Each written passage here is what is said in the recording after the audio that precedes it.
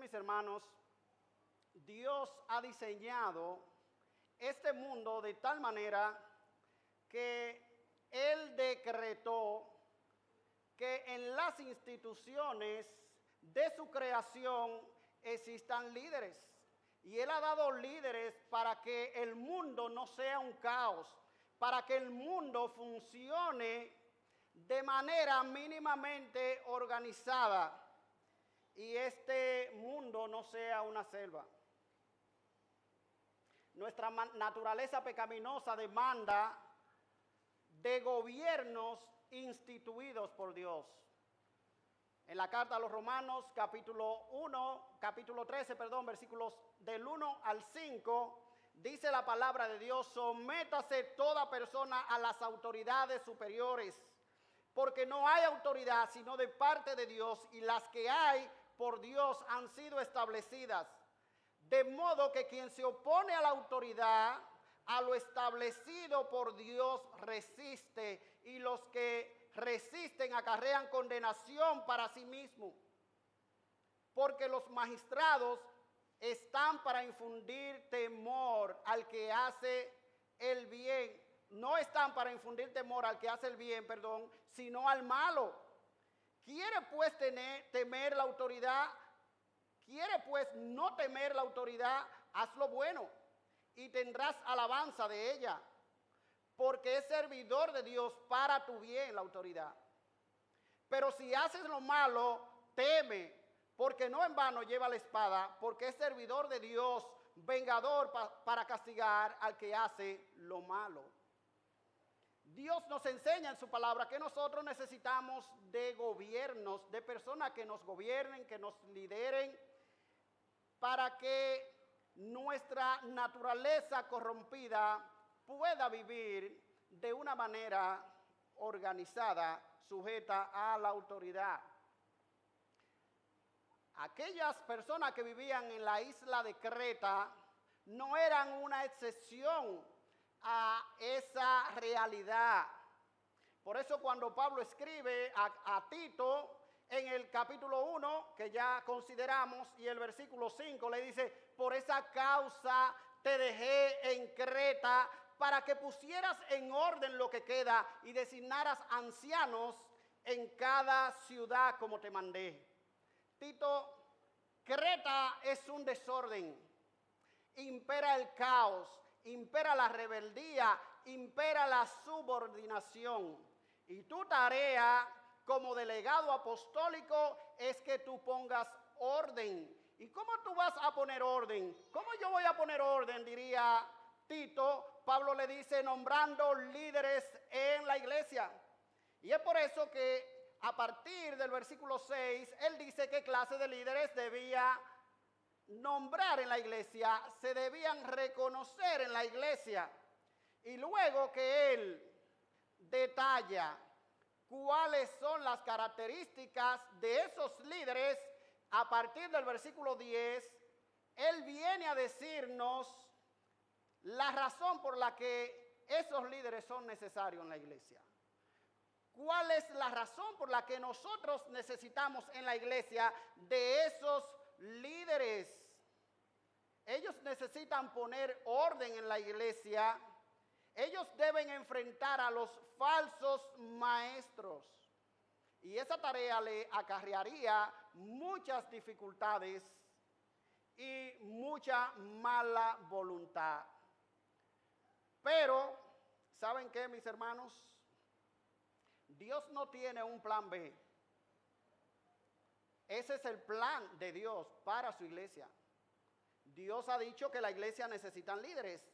Fíjense que el versículo 10 comienza con un porque, y ese porque es: esta es la necesidad por la que la iglesia necesita de pastores, de ancianos, porque hay muchos rebeldes, habladores vanos y engañadores, especialmente los de la circuncisión. Dice: a quienes es preciso tapar la boca. Los líderes en la iglesia necesitan hacer eso, taparle la boca a estos falsos maestros, porque están trastornando familias enteras, enseñando por ganancia deshonesta lo que no deben. De manera que la semana pasada nosotros estuvimos ocupados en estos dos versículos. Vamos a continuar con el mismo tema de por qué necesitamos pastores. Y vamos a considerar entonces los versículos del 12 en adelante. Pablo viene a citar a uno de los maestros más reconocidos de Creta. Ahora, es interesante que en esa cita Pablo está incluyendo no solo a los falsos maestros, sino también a aquellos que lo siguen. Dice uno de ellos, su propio profeta, dijo: los cretenses son siempre mentirosos, son malas bestias y son glotones ociosos. Más adelante, en el versículo 14 dice: no prestando atención a mitos judaicos y a mandamientos de hombre. ¿A quiénes se refiere? A los cretenses en sentido general. Porque quienes estaban esparciendo esos mitos y esos mandamientos de hombre eran los falsos maestros. Entonces dice no prestando atención. Y en el versículo 13, cuando dice repréndelos severamente para que sean sanos en la fe, tiene que ver también con toda la congregación. Así que Pablo aquí tiene en mente no solo a los falsos maestros, sino también a sus seguidores.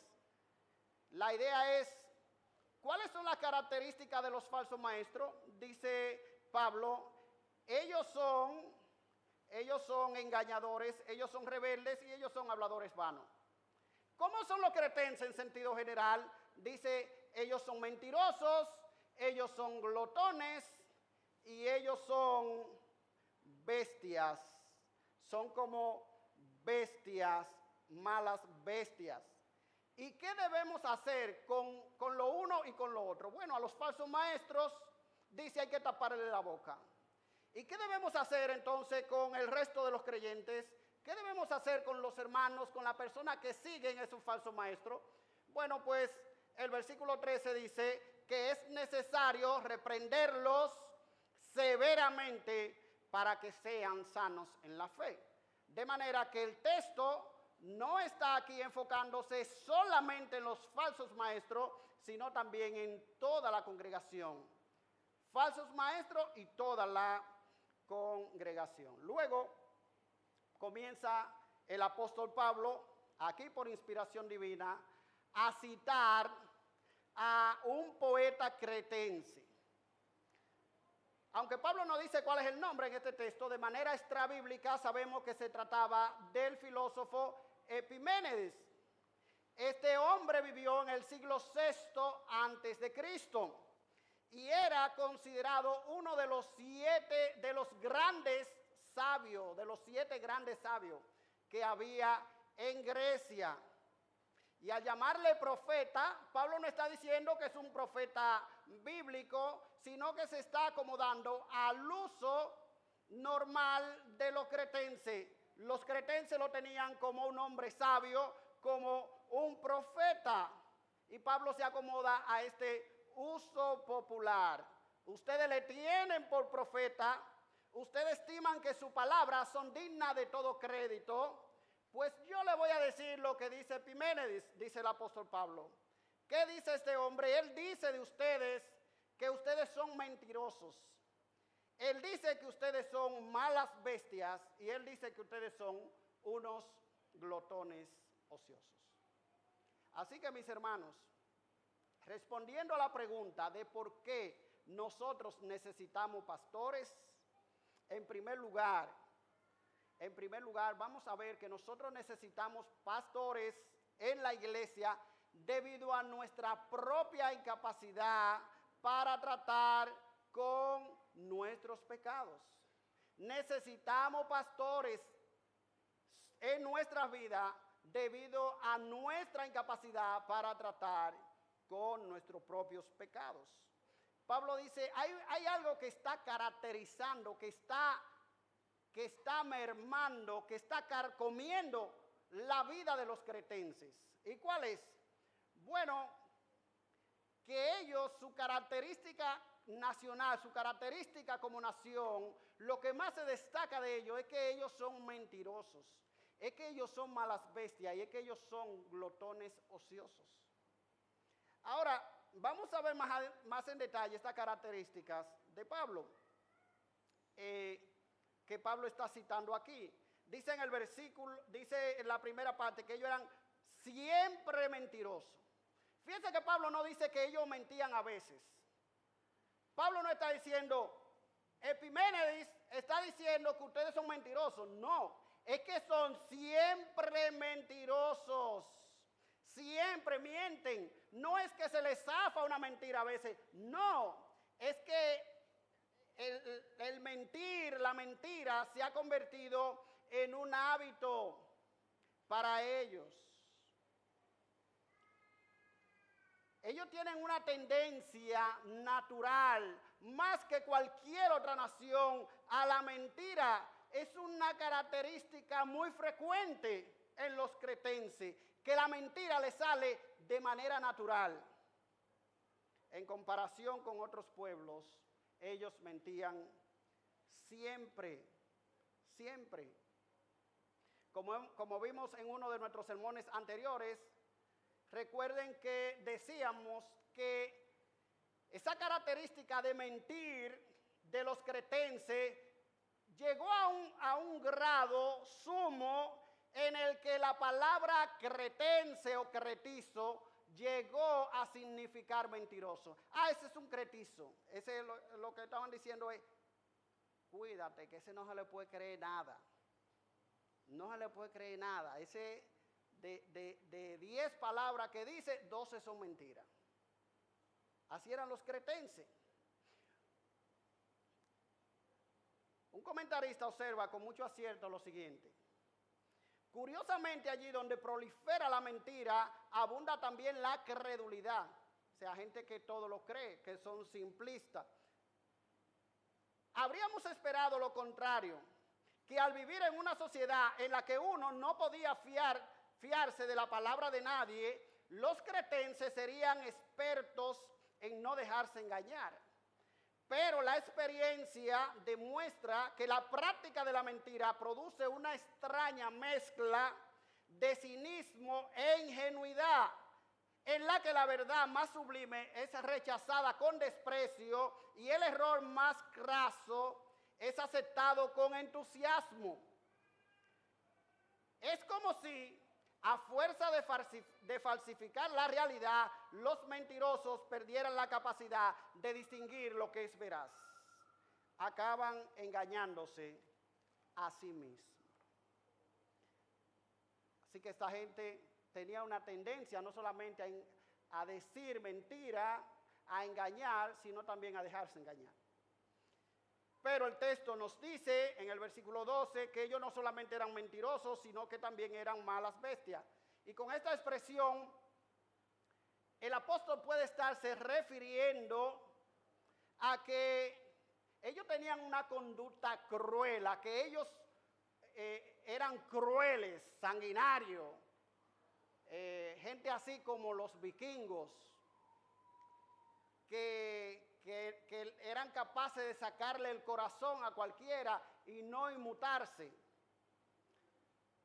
que podían comportarse como animales salvajes, que eran personas que vivían solo al nivel de sus apetitos. Ustedes son como animales salvajes. Pero otra connotación que puede tener esta palabra es que como malas bestias, el apóstol esté refiriéndose a personas que no se dejan domar, personas que no se dejan domesticar. Y creo que esta palabra encaja mejor con el contexto, con el carácter de los cretenses, que no se someten fácilmente a la autoridad y a la disciplina en la iglesia.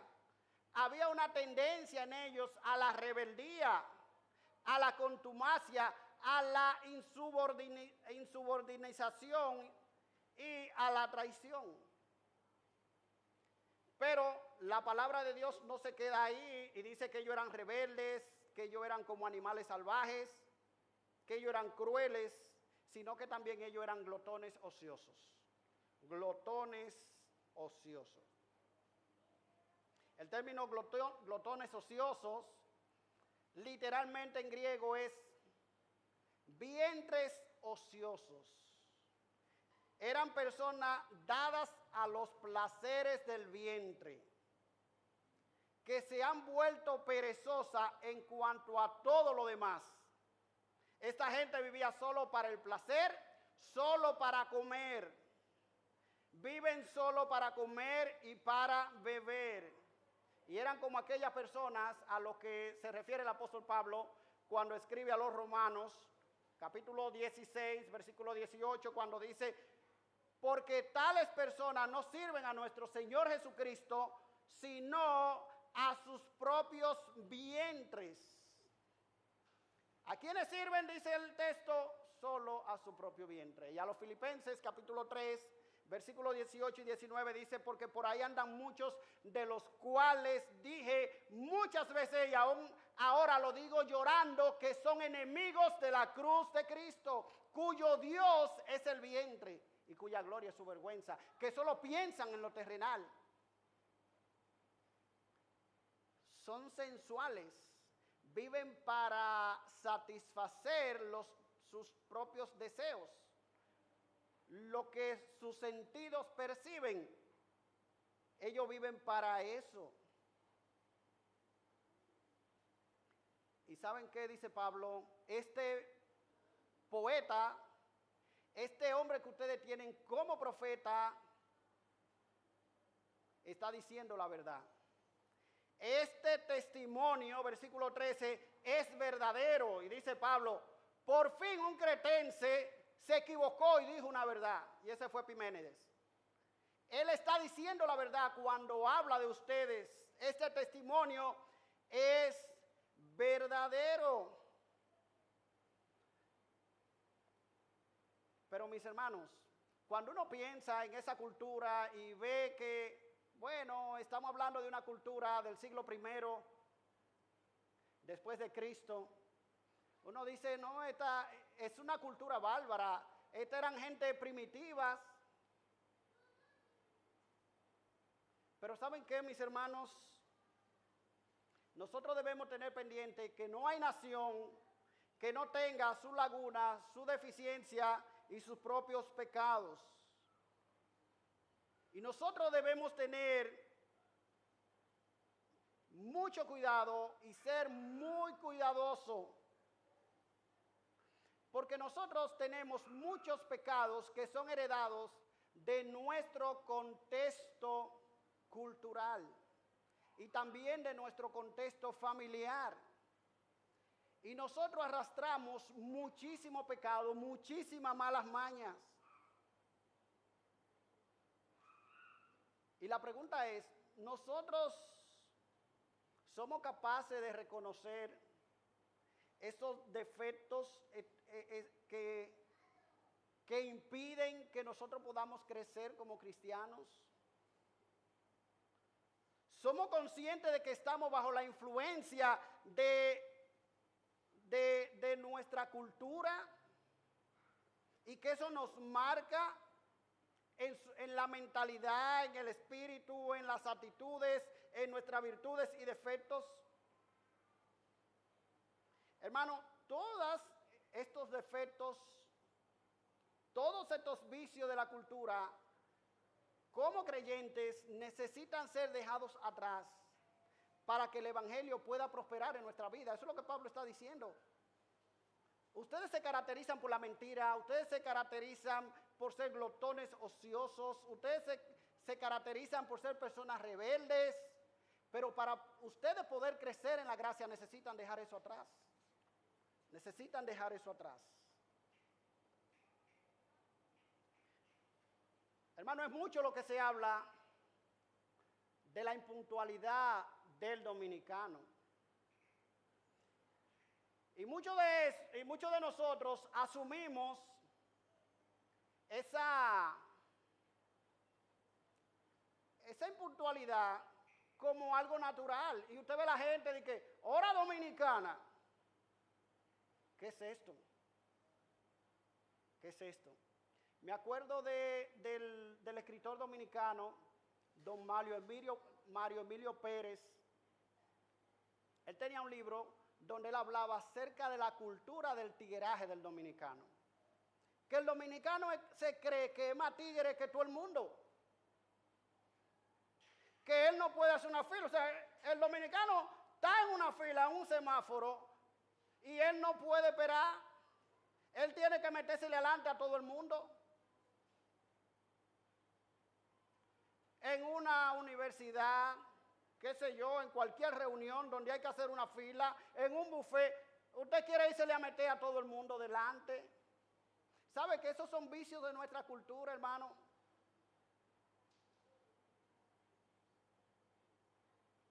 Es muchas las expresiones que uno escucha. Después que se inventaron las excusas, nadie queda mal. Y uno asume eso. ¿Y por qué usted vino tarde al trabajo? Cuando yo estaba en mi antiguo trabajo, yo recuerdo, yo debía tener unas 100 personas bajo mi responsabilidad. Imagínense, todos los lunes, eso era... Y había gente que yo no sé cuántas veces había matado los tíos, un primo, siempre con una excusa, siempre con un cuento. Siempre con una excusa. Y recuerdo uno que me dijo en una ocasión, mire Amparo, yo sé que usted tiene razón. Ahora, yo le voy a decir algo, yo no voy a dejar la bebida. Yo no puedo dejar la bebida. Yo, bueno, pues tiene que buscarse otro trabajo. Y fueron muchas las personas que perdieron su trabajo. Hermanos, violaciones del tránsito, o sea, mucha gente que nos observa dice, pero es una selva, como nosotros andamos en la carretera, los dominicanos. No nos paramos en los semáforos en rojo, andamos haciendo corte pastelito y cuántas cosas más. ¿Cuánto se habla de que el dominicano sí es comparón? ¿Sabe qué, hermano, lo que están diciendo? Están haciendo referencia al orgullo. Agentado. Usted pasa por ahí, usted se cree que está más bueno que todo el mundo. ¿Sabe qué, hermano? Es un orgullo ensolapado, propio de nuestra cultura. Tacañería. Hermano, y lo que Dios te está diciendo aquí en esta palabra, mira, no se trata de los cretenses solamente, esto tiene que ver contigo. Es que si la gracia de Dios ha venido a tu vida, esas cosas tienen que quedar atrás. Es que en la calle, cuando tú manejas, debe ser diferente. Es que en tu trabajo tú tienes que ser diferente. Es que en tu hablar, en una fila, o cuando tú le dices a alguien, espérame a una hora, hermano, eso tiene que ser creíble. ¿Sabe por qué damos tan mal testimonio al Evangelio? Es que la gente nos está observando de allá y dice, pero ¿cuál es la diferencia? ¿Cuál es la diferencia? Ellos son iguales.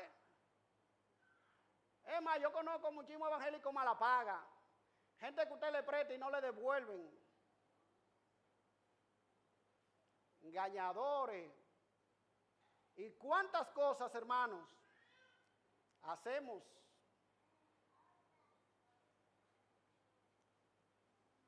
Gente, tú tienes un accidente en la calle. ¿Saben qué? No. Si iba alguien manejando irresponsablemente tu vehículo, no diga que era él que iba manejando, di que era yo. Y después decimos, sí, somos evangélicos, somos cristianos. No, hermano. No, hermanos. Lo que la palabra de Dios está diciendo aquí es que nosotros tenemos que hacernos conscientes de todas estas cosas y nosotros debemos tratarlas con seriedad.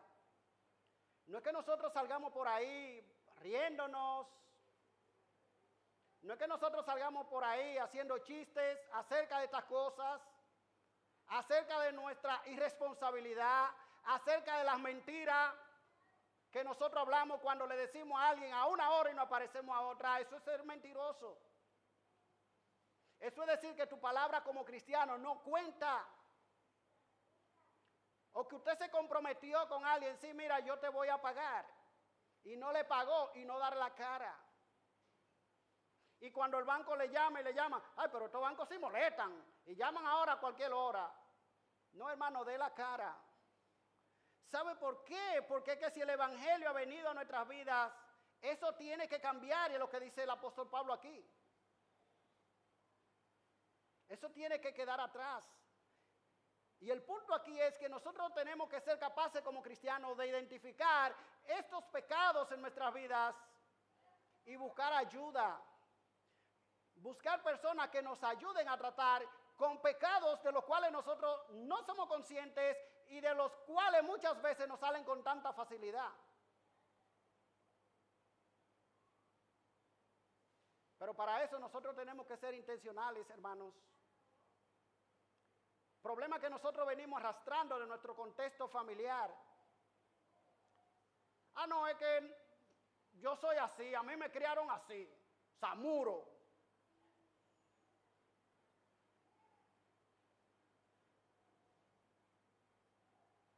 Gente que viene de hogares indisciplinados.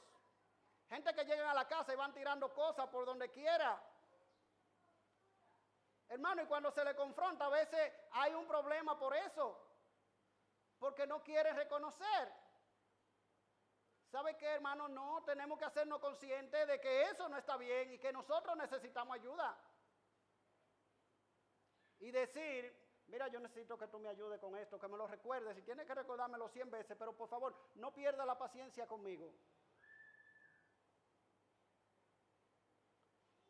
Y nosotros necesitamos de líderes en la iglesia y de personas en la iglesia que nos ayuden a identificar esos pecados. Entonces Pablo está diciendo aquí que la iglesia necesita pastores en la iglesia. Por eso es que dice que debe ser retenedor de la palabra fiel, versículo 9, que es conforme a la enseñanza, para que también sea capaz de exhortar con sana doctrina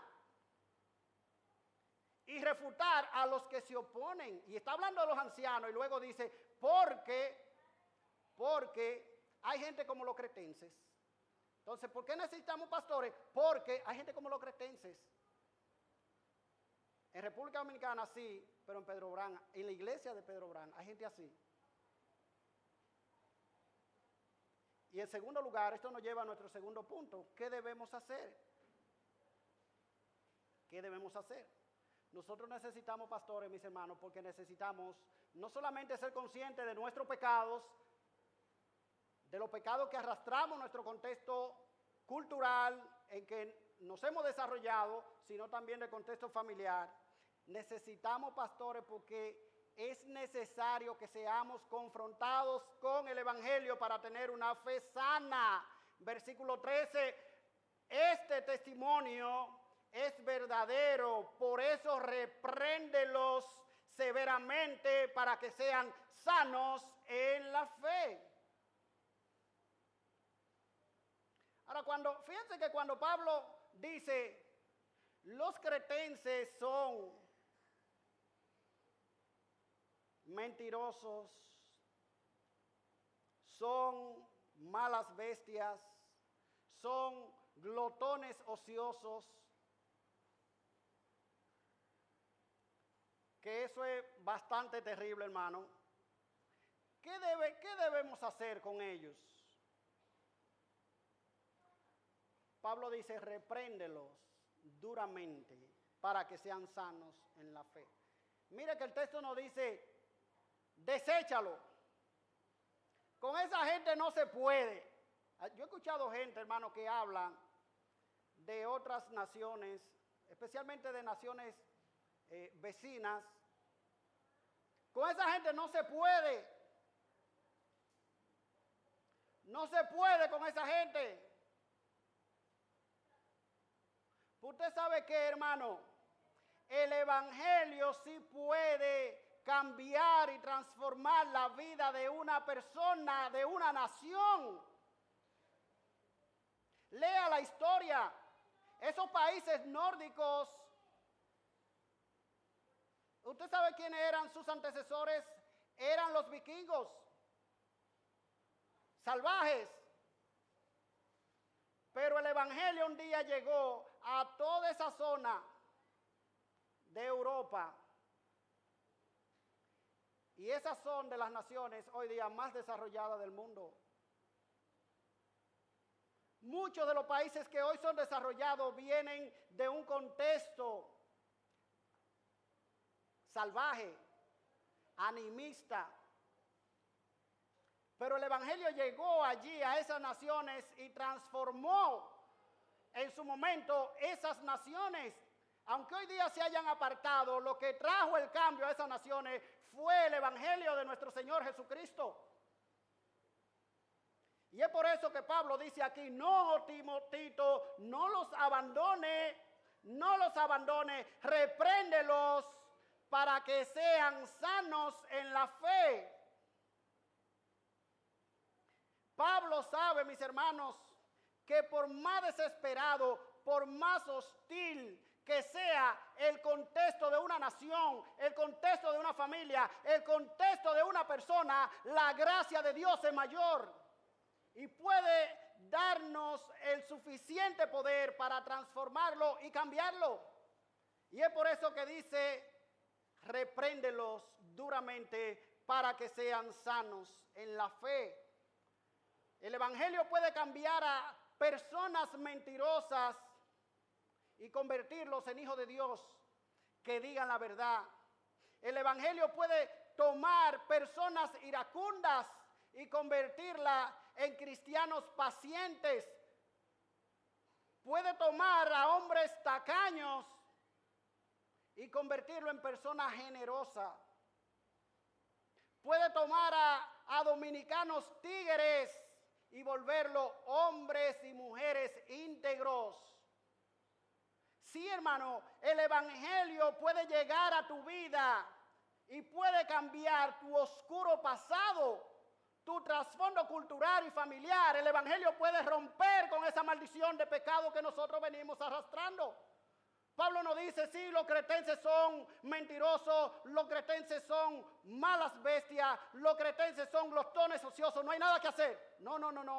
Pablo dice, hay esperanza, porque la gracia de Dios se ha manifestado para salvación a todos los hombres y nos enseña a renunciar a la impiedad. La gracia de Dios, el evangelio, es el poder de Dios, hermano, que transforma. Y lo que estamos viendo aquí de trasfondo en este texto, mis hermanos, es que el evangelio es eficaz. Una vez me comentaba un hermano, en su iglesia hubo muchos escándalos de personas, divorcio y muchos temas de inmoralidad. Y él me decía, mi hermano, mira, a veces yo me pregunto, ¿y será verdad que el evangelio funciona? Hermano, lo que la palabra de Dios aquí nos está dando la garantía y que nosotros también tenemos por testimonio es que el evangelio cambia y transforma. Es que cuando el evangelio viene a la vida de una persona, cambia.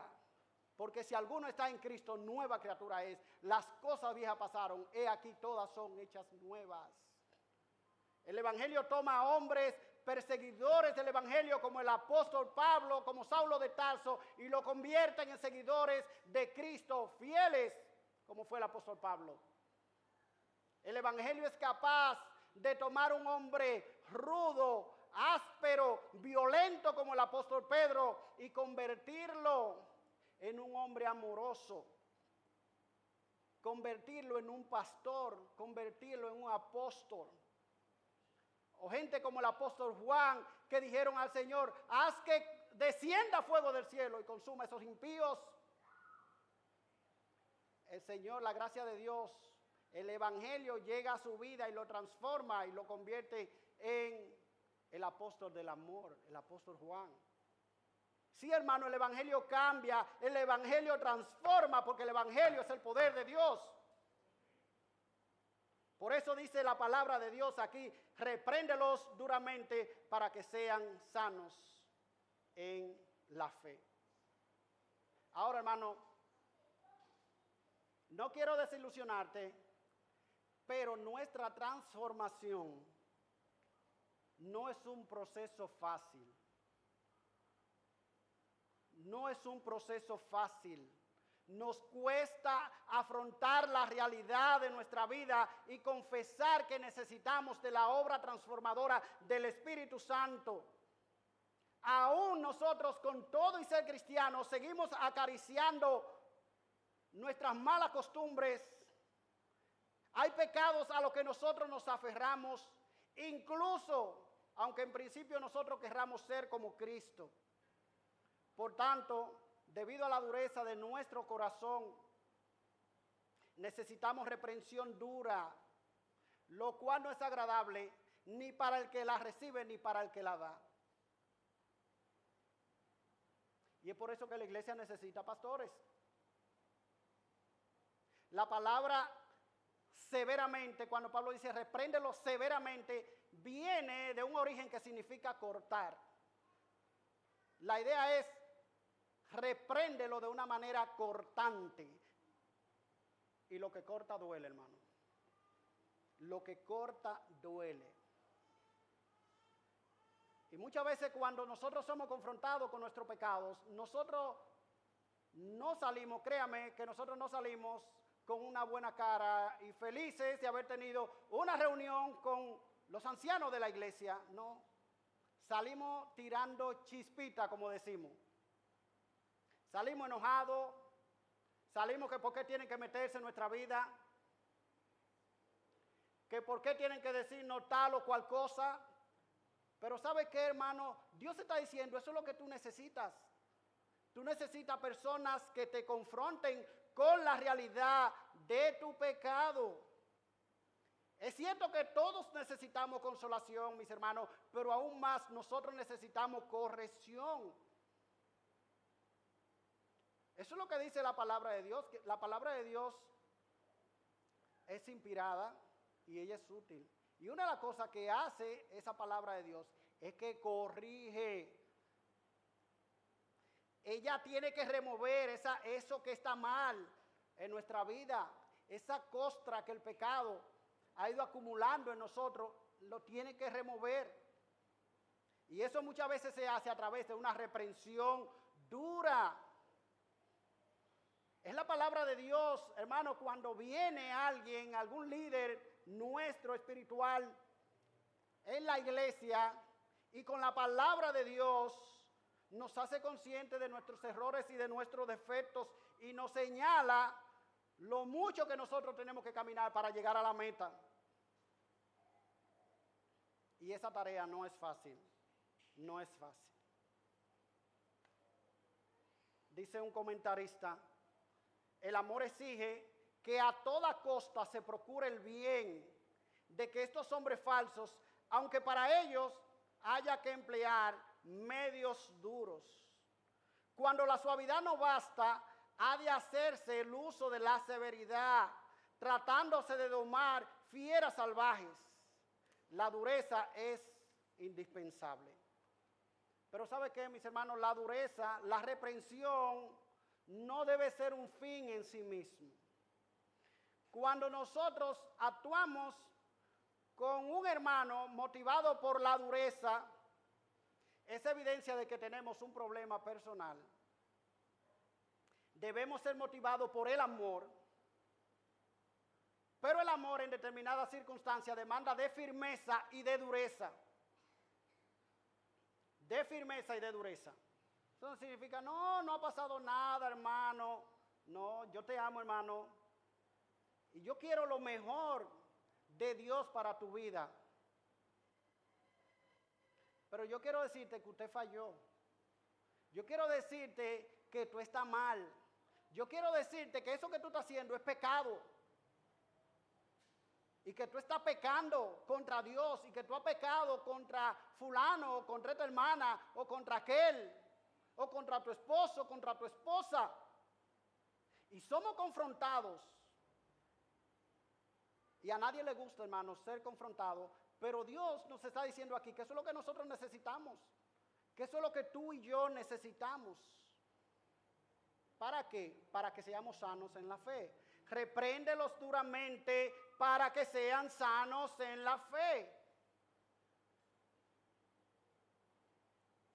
Es mediante la exposición fiel de la palabra de Dios, mis hermanos, que nuestro entendimiento es iluminado y podamos tener una mente que esté alineada con la perspectiva de Dios acerca de las cosas.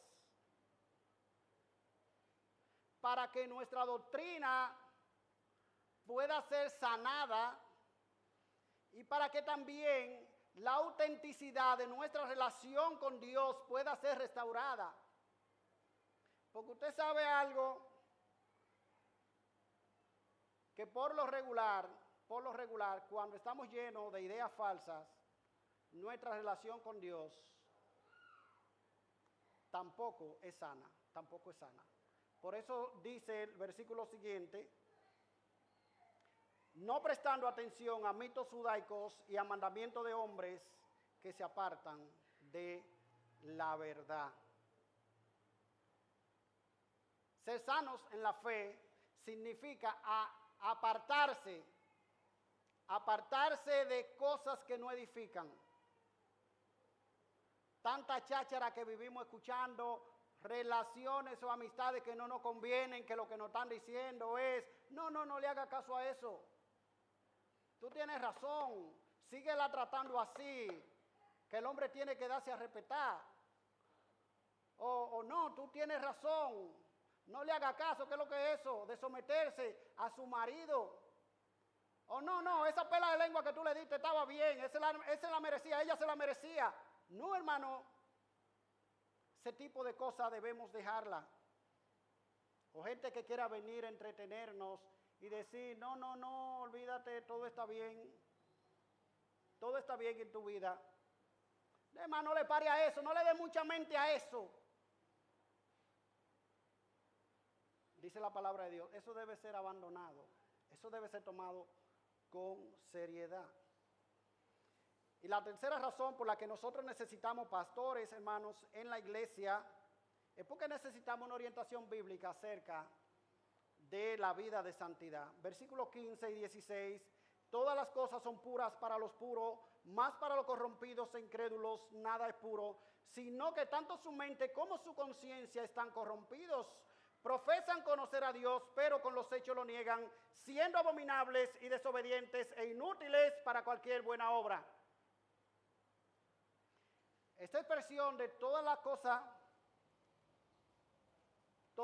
son puras para los puros, tiene que entenderse en su contexto.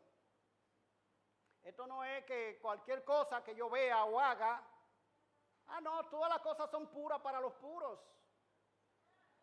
No, esto tiene que entenderse en el contexto de falsos maestros que estaban basando su relación con Dios en la observancia de normas rituales externas y cosas superficiales. Eran mandamientos de hombres que no contribuían en nada a la santificación de las enfermedades morales que aquella gente estaba experimentando. Su enseñanza tiene que ver, por lo tanto, con la naturaleza de la santidad. Así que ellos decían, siempre y cuando tú hagas los rituales correctos, siempre y cuando ustedes vengan a las reuniones de la iglesia, siempre y cuando tú observes la regla de alimentación o tú estés circuncidado, todo está bien con Dios. Todo está bien con Dios. Y la palabra de Dios nos está diciendo aquí, no. La vida de santidad no se basa en eso. Es como dice nuestro Señor en Lucas 11:39. Pero el Señor les dijo, ahora bien, vosotros los fariseos limpiáis lo de afuera del vaso y del plato, pero por dentro estáis llenos de rapacidad y de maldad. Necios, el que hizo lo de afuera, ¿no hizo también lo de adentro? Pero dad limosna de lo que tenéis y entonces todo será limpio. No, echa tu ofrenda ahí, no te apures, todo es limpio. No hay nada de fuera del hombre, hermano, que entre en él que lo pueda contaminar. Marcos 7:15. Pero lo que sale de él, eso es lo que contamina. Eso es lo que contamina. Así que esta gente estaba diciendo, mira, guarda los rituales. Y Pablo está diciendo, todas las cosas son puras para los puros. Si tu interior está puro, entonces no importa qué observancia alimenticia tú tengas. Olvídate que si tu interior está puro, si lo de adentro del vaso está limpio, eso es lo que importa. Todo lo demás será limpio. Pero aquellos que están por dentro están corrompidos. Todo lo que ellos pueden comer, ellos pueden observar y comer vegetales y observar tal o cuales reglas dietéticas o tales o cuales mandamientos de hombre. Dice aquí la palabra de Dios, si dentro tú estás sucio, si lo de adentro del vaso está sucio, no importa lo que tú eches ahí, todo se va a contaminar. De manera que cuando todo está adentro está sucio, no importa, hermano, lo que tú hagas no será de provecho para Dios. Por eso esta gente profesan creer en Dios, conocer a Dios, pero los hechos lo niegan, porque su problema era que ellos estaban sucios dentro, siendo abominables y desobedientes, inútiles para cualquier buena obra. ¿Sabe que muchas veces, hermano, hay tanta confusión en la gente acerca de la vida de santidad? Y nosotros tenemos muchísimas iglesias diciéndonos que si tú te vistes de la manera correcta, que tú eres una mujer de Dios. Póngase la falda que le llegue hasta los tobillos. Póngase la blusa que sea manga larga hasta aquí. Que ninguna de sus ropas esté ceñida a su cuerpo. Y usted va a ser una mujer de Dios, usted va a ser una varona. ¿Sabe qué, hermano? Eso es mentira del diablo.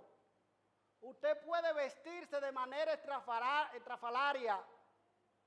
Usted puede revolcarse en silicio. Y usted sabe que eso no tiene ningún poder contra los apetitos de la carne, dice el apóstol Pablo.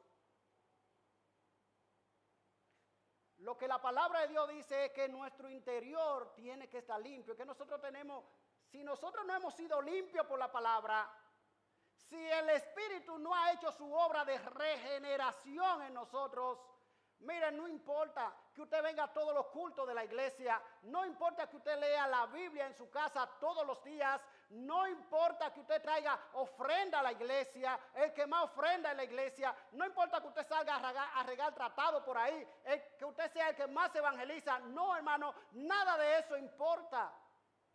Todas esas cosas son abominables a Dios. ¿Sabe por qué? Porque lo de adentro está sucio. Y es por eso que nosotros necesitamos de líderes espirituales en la iglesia que nos ayuden y nos instruyan con la palabra de Dios, porque nosotros necesitamos ser limpiados con la palabra de Dios.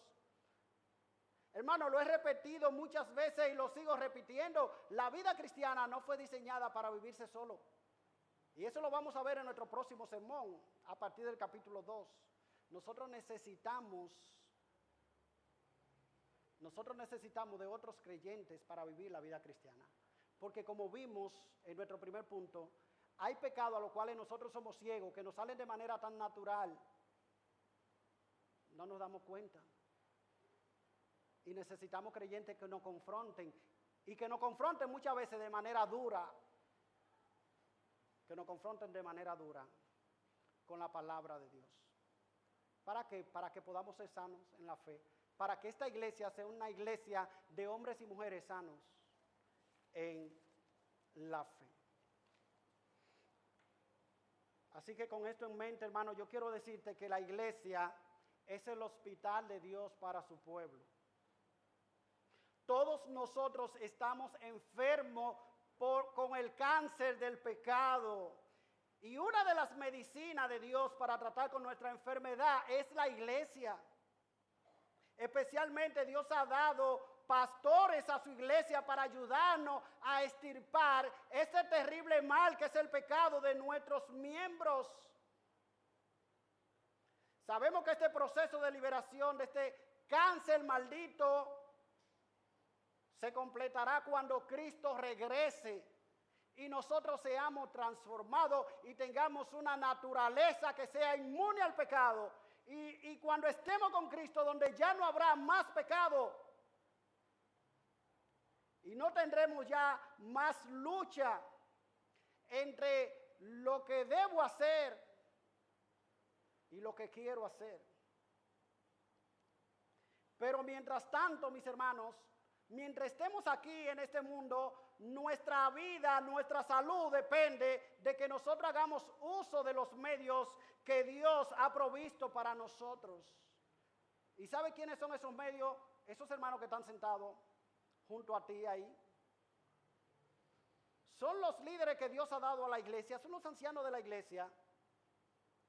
Esas son la gente que Dios ha puesto aquí para limar la pereza del pecado, para tratar. Ellos son los que te van a administrar la quimio que tú necesitas, que le van a dar la radiación que tu alma necesita para que ese cáncer, que es el pecado, no siga creciendo y que esas células malignas puedan ser extirpadas, hermano, de nuestro cuerpo. Y eso lo hace el Señor con su gracia a través del Evangelio. Y Él va a usar a esta gente que está aquí sentado en la iglesia. Sí, hermano, la iglesia es una comunidad de gracia. La iglesia es una comunidad que Dios ha dado. Esto es un hospital. Y todos los que estamos aquí estamos enfermos. Y es por eso que necesitamos sana doctrina. Necesitamos sanas palabras. Necesitamos creyentes que nos confronten con la realidad de nuestro pecado. Que nos confronten con la palabra de Dios. Y al que está aquí en esta mañana, yo quiero decirle que no conoce a Cristo, yo quiero decirle que la única manera correcta de tratar con el pecado es con el Evangelio de nuestro Señor Jesucristo. Es con la cruz de Cristo. Es el Evangelio el que te va a transformar, el que te va a cambiar. Es que la gracia de Dios se ha manifestado para salvación a todos los hombres y es ella la que nos enseña a renunciar a la impiedad. No es haciendo votos, no es intentando cambiarte y renovarte tú mismo, no. El que hace pecado es esclavo del pecado. Y es por eso que no hemos pasado la mañana aquí diciendo que nosotros solos no podemos. Porque al igual que los cretenses, tú también tienes tu propio pecado que te salen de manera tan natural. La mentira, la rebeldía, la holgazanería, glotones ociosos. Eso te sale de manera muy natural. No, lo que pasa es que no hay que matarse tanto ni cogerse la cosa. Hay que descansar. No, hermano. Tú necesitas gente que te diga, no, fulano, es que tú tienes una tendencia a la holgazanería. Y amigo, hay cosas que nos salen tan natural a nosotros que no nos damos cuenta. Y es por eso que tenemos que venir a Cristo arrepentidos, pidiendo perdón de los pecados, de los que somos conscientes y de los que no somos conscientes. Y decirle al Señor que perdone tus pecados, que entre a tu vida, que te dé arrepentimiento y fe, para que tu vida pueda ser transformada por su gracia. Padre, gracias te damos en esta mañana. Gracias por tu verdad. Oh Señor, tú sabes cuánto nosotros te necesitamos. Tú sabes cuán grande es la batalla que nosotros libramos en nuestros miembros con el pecado. Tú sabes cuántas son las derrotas que nosotros tenemos en nuestra batalla por la santidad. Tú sabes, Señor, nuestro carácter, cuán rebelde es. Tú sabes cuán fácil sale la mentira de nuestros labios y cuántos otros vicios nosotros hemos absorbido de nuestra cultura o de nuestro contexto familiar que no nos dejan, Señor, que no dejan prosperar el evangelio en nuestras vidas porque nos hemos vuelto esclavos de nuestros sentimientos, esclavos de nuestras pasiones.